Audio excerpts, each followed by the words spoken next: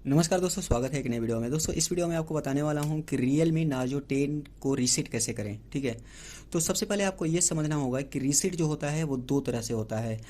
और एक चीज़ और मेंशन करना चाहता हूं कि अगर आपने यहाँ पे पहले से ही किसी और ईमेल आईडी से लॉगिन कर रखा है और आप चाहते हो कि दोबारा जब आप रीसेट करने के बाद सेटअप करो तो वहाँ पे वो वाली ईमेल आईडी की जगह पे कोई और भी ईमेल आईडी आप यूज कर सको। तो दोस्तों आपको हार्ड रीसेट करने से पहले कुछ सेटिंग करनी पड़ती है, वरना इसमें गूगल अकाउंट लॉक लग जाता है, जिसमें बाद में आपको गूगल बाईपास करना होता है, यानी कि उसी वाली ईमेल एड्रेस से ओपन होता है। ठीक है, तो यहाँ पे मुझे किसी और ईमेल आईडी से करना है, मान के चलो बाद में लॉगिन। तो मैं क्या करूँगा, नॉर्मली सेटिंग पे चला जाऊँगा। तो सेटिंग के लिए आप यहाँ पे सेटिंग के आइकन पे चले जाइए और सेटिंग के आइकन में जाने के बाद आपको नीचे चले जाना है और नीचे आपको अबाउट फ़ोन का ऑप्शन मिल जाता है। तो आपको यहाँ पे वर्जन पे चले जाना है। इसके बाद आपको बिल्ड नंबर मिल जाता है। यहाँ पे आपको रेगुलरली क्लिक करना है 3 या 4 बार। तो आपका यहाँ पे एक नोटिफिकेशन आएगा छोटा सा, जिसमें बोलेगा कि आपका डेवलपर मोड ओपन हो गया है। तो आपको बैक कर लेना है। बैक करने के बाद आपको यहाँ पे एडिशनल सेटिंग का ऑप्शन आएगा, इसमें आपको चले जाना है। यहाँ पे आपको डेवलपर मोड का ऑप्शन आ जाता है। तो अब इसमें क्या करना है कि आपको यहाँ पे OEM अनलॉक होता है, तो ये पहले से ऑफ होता है, तो आपको इसको ऑन कर लेना है। ठीक है, और इसके बाद आपको क्या करना है कि यहाँ पे नीचे जाना है और यूएसबी डिबगिंग, तो आपको डिबग को ऑन कर लेना है और इसके बाद OEM अनलॉक को ओपन कर लेना है। ठीक है, इन दोनों को ओपन करने के बाद आपको सिंपली यहाँ पे कट कर देना है, बैक कर देना है। ठीक है, जैसे आप पहले थे वैसे आप कर लो। अब इसके बाद आपके पास रीसेट करने के दो ऑप्शन होते हैं। ठीक है, पहला होता है कि आप यहाँ पे सेटिंग पे चले जाओ। इसके बाद आपको एडिशनल सेटिंग में जाना है और यहाँ पे आपको बैकअप एंड रीसेट का ऑप्शन आएगा। इसी में आपको erase all data factory reset का ऑप्शन आएगा। जब आप क्लिक करोगे तो आपके सामने बहुत सारे ऑप्शन आते हैं, जैसे कि रीसेट फैक्ट्री सेटिंग्स ओनली। अगर आपकी मोबाइल की सेटिंग खराब हो गई है तो सिर्फ आप इस पे क्लिक करके आगे बढ़ो। यहाँ पे reset system settings only pay click कर दो। अगर आपको यहाँ पे डाउनलोडेड ऐप्स एंड उनके डेटा में प्रॉब्लम है, यानी कि आप चाहते हो मोबाइल बिल्कुल नया हो जाए, जो भी डाउनलोडिंग वार्डिंग है वो सारी हट जाए, और अगर इरेज ऑल डेटा पे क्लिक करोगे तो आपका डेटा, फोटोज एंड म्यूजिक जो भी है वो सारा डिलीट हो जाएगा यहाँ से। ठीक है, इसके बाद यहाँ पे कॉन्टेक्ट, कॉल हिस्ट्री और ये सारे के लिए ऑप्शन आते हैं। लेकिन आपको एक चीज़ रिकमेंड करता हूँ कि अगर आप रीसेट करने जा रहे हो तो आप इस तरह से फैक्ट्री रीसेट मत करो, क्योंकि कोई फ़ायदा नहीं होने वाला है आपका। क्योंकि आप रीसेट क्यों कर रहे हो, या तो आपके फ़ोन में हैंगिंग की समस्या है, या फिर हो सकता है कि कोई फंक्शन प्रॉपर वर्क नहीं कर रहा है। तो इसके लिए आपको हार्ड रीसेट करने की आवश्यकता पड़ती है। और कई बार तो ऐसा होता है कि आपका फ़ोन जो होता है वो लॉक होता है, और लॉक होने के बाद यहाँ पे आप पासवर्ड भूल जाते हो और इसके बाद आप रीसेट करते हो ताकि पासवर्ड को अनलॉक किया जा सके। तो दोस्तों सबसे पहले आपको मोबाइल को यहाँ पे ऑफ़ कर लेना है।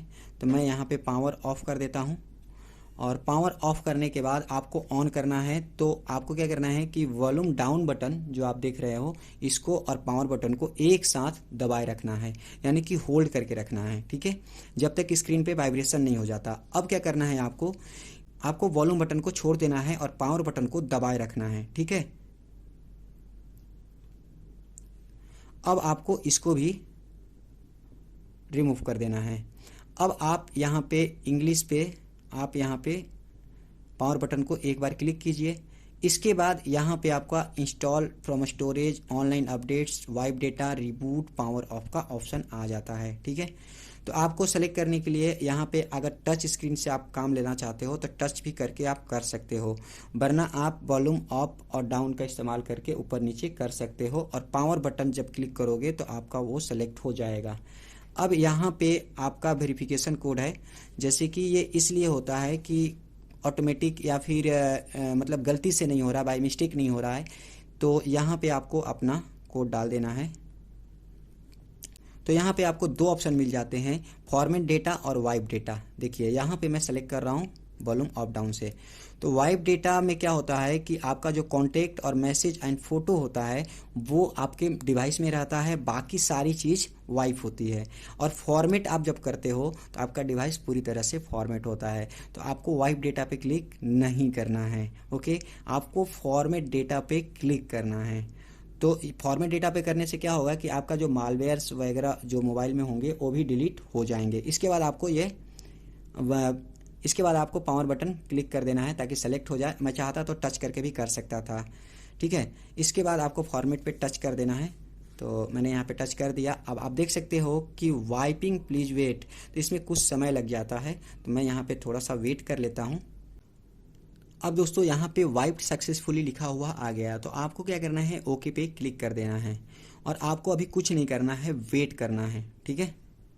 तो दोस्तों इसमें 1-1.5 मिनट का समय लग सकता है। आप ये मत सोचना कि आपका डिवाइस ख़राब हो गया है, ठीक है। आपको वेट करना है, ये ऑटो स्टार्ट हो जाएगा, ठीक है। तो मैं जब तक के लिए वीडियो को पॉज कर देता हूँ और आपको यहाँ पे देखने को मिल रहा होगा कि यहाँ पे ये हो चुका है, ओके। तो आप यहाँ पे लैंग्वेज सेलेक्ट कर सकते हैं और इसके बाद आप नेक्स्ट कर सकते हैं, ओके। नेक्स्ट करने के बाद देखिए टर्म्स ऑफ सर्विस में आपको agree to Realme smartphone user agreement, तो जब आप इसको चेक मार्क करोगे, जब यहाँ पे नेक्स्ट का बटन आएगा तो आपको इसको चेक मार्क कर देना है, ठीक है। तो दोस्तों याद रखना कि इसको अनचेक कर लेना है। यही वो आपकी गलती है जिसकी वजह से आपकी मोबाइल की जितनी भी क्रिएटिविटी होती है, आपके जो डेटा होते हैं वो उनके सर्वर में ऐड हो जाते हैं। किस नाम पे, कि आप उनके प्रोग्राम को पार्टिसिपेट कर रहे हो, यानी कि अपना यूजर एक्सपीरियंस शेयर कर रहे हो, जो कि ऑप्शनल है। तो जो ज़रूरी नहीं है उसको आप अनचेक कर दीजिए, ठीक है। इसके बाद आप यहाँ पे नेक्स्ट कर सकते हैं। नेक्स्ट करने के बाद यहाँ पे कनेक्ट टू वाईफाई का ऑप्शन आ जाएगा और यहाँ पे आएगा स्किप का ऑप्शन। तो अगर आपके पास वाईफाई है या किसी दूसरे मोबाइल से कॉपी करना चाहते हैं डेटा को, या फिर आप अभी स्टार्ट करना चाहते हैं हैंड टू हैंड, तो आप यहाँ पे वाईफाई कनेक्ट कर दीजिए, इससे गूगल आईडी आपकी ऐड हो जाएगी, वरना आप स्किप पे क्लिक कर सकते हैं, ठीक है। इसके बाद वाईफाई असिस्टेंट यहाँ पे लिखा हुआ आएगा, ऑटोमेटिकली सिलेक्ट बेस्ट वाईफाई, ठीक है। तो आपको ये सब चेक मार्क वेक मार्क नहीं करना है, ठीक है। इसके बाद आपको नेक्स्ट कर देना है। यहाँ पे नेक्स्ट करने के बाद दोस्तों यहाँ पे गूगल की सर्विसेज आ जाती है। अब गूगल की सर्विसेज यहाँ पे क्यों आ रही है, जबकि आपने गूगल अकाउंट ऐड किया नहीं है। तो यहाँ पे आने का मकसद सिर्फ इतना है कि जब भी आप गूगल अकाउंट इसमें साइन इन करोगे तो ये सर्विसेज ऑटोमेटिक एक्टिव हो जाएंगी। तो अगर आप लोकेशन में इंटरेस्टेड हैं, आप चाहते हैं कि आपकी लोकेशन सबको पता चले, यानी कि स्पेशली गूगल को, तो आप ऑन रख सकते हैं, बाकी आप ऑफ कर सकते हैं। Send usage and diagnostic data, तो ये जो चीज़ होती है, इससे क्या होता है कि गूगल के पास आपकी सारी इन्फॉर्मेशन जाती है। आप कौन सा वेबसाइट चला रहे हो, क्या चला रहे हो, क्या नहीं चला रहे हो, मतलब आपकी जो प्रीवियसी होती है ना, उसका पूरा बायोडेटा उनके पास होता है, ठीक है। तो ये चीज़ें आपके हाथ में होती है कि आप मोबाइल में जो चीज़ चला रहे हो वो आप गूगल को सेंड करना चाहते हो या नहीं करना चाहते हो, ये ऑप्शनल होता है। इसके बाद आप क्या करना है, आपको कि एक्सेप्ट पे आपको क्लिक कर देना है।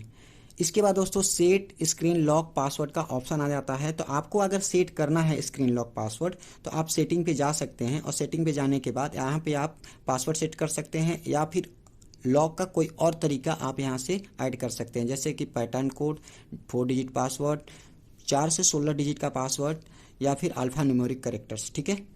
तो यहाँ पे अभी मैं ऐड नहीं करना चाहता हूँ तो मैं कैंसिल कर दूंगा। इसके बाद मैं लेटर पे क्लिक कर देता हूँ, ओके, और यहाँ पे भी लेटर कर देता हूँ। इसके बाद ऑटो अपडेट ओवरनाइट, इसको आप बंद कर दीजिएगा। होम स्क्रीन आइकन्स जो हैं वो डिफ़ॉल्ट रूप से आप रखना चाहते हैं या कैसे रखना चाहते हैं, ठीक है। यहाँ पे कुछ स्टाइल भी दिए जाते हैं इसमें, ठीक है। तो आप यहाँ से स्टाइल अपना सेलेक्ट कर सकते हैं और इसके बाद यहाँ पे इसका बैकग्राउंड और ग्राउंड भी आप सेलेक्ट कर सकते हैं। देख सकते हैं कि इसका स्टाइल बिल्कुल चेंज हो रहा है अजीब तरह से। तो बाय डिफ़ॉल्ट अगर मुझे रखना है तो इस पर चला जाऊँगा और इसके बाद जो यहाँ पे होता है जिस हिसाब से, थोड़ा सा इस हिसाब करके आप यहाँ पे सेलेक्ट कर दीजिए। इसके बाद नेक्स्ट कर दीजिए, ठीक है। इंपोर्ट डेटा, इंपोर्ट डेटा का मतलब होता है ओल्ड फ़ोन से आप अगर डेटा इंपोर्ट करना चाहते हो तो आप यहाँ पे जाओगे, इसके बाद आगे का प्रोसेस होता है, तो इसकी वीडियो अलग से बना रखी है, आप देख लीजिएगा, ठीक है। इसके बाद इसको मैं लेटर कर देता हूँ और यहाँ पे ऐप मार्केट है। तो एक बात याद रखना दोस्तों कि ये ऐप मार्केट ना बहुत ही खतरनाक है। ये क्या करता है कि पैसे लेता है एप्लीकेशन से और आपके फ़ोन में इंस्टॉल करवाता है, ठीक है।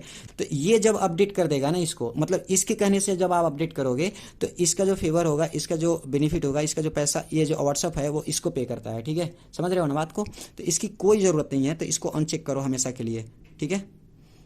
और इसको चाहो तो डिजेबल कर देना और इसके बाद स्किप कर दो। तो यहाँ पे रियलमी ने आपको वेलकम कर दिया है। अब आप यहाँ पे गेट स्टार्ट पे क्लिक कर सकते हैं, ठीक है। तो यहाँ पे फर्स्ट लुक आप देख सकते हैं स्टार्ट होने के बाद किस तरह से दिख रहा है मेरा। तो शुरू में दोस्तों मैंने डेवलपर मोड में 2 ऑप्शन OEM अनलॉकिंग और USB डिबगिंग को ऑन करवाया था, तो आप उसको क्लोज कर सकते हैं। और इस वजह से करवाया था कि आप किसी भी ईमेल आईडी से इसमें लॉगिन कर सके, गूगल बाईपास नहीं लगे। तो ये है एक कंप्लीट वीडियो थी। अगर आपको पसंद आया हो तो यार वीडियो को लाइक कीजिए, शेयर कीजिए और साथ में कमेंट में फीडबैक देना मत भूलिएगा। तो चलिए मिलते हैं अगली वीडियो में, और चैनल पे पहली बार आए हैं तो चैनल को सब्सक्राइब कर लीजिएगा। Bye bye.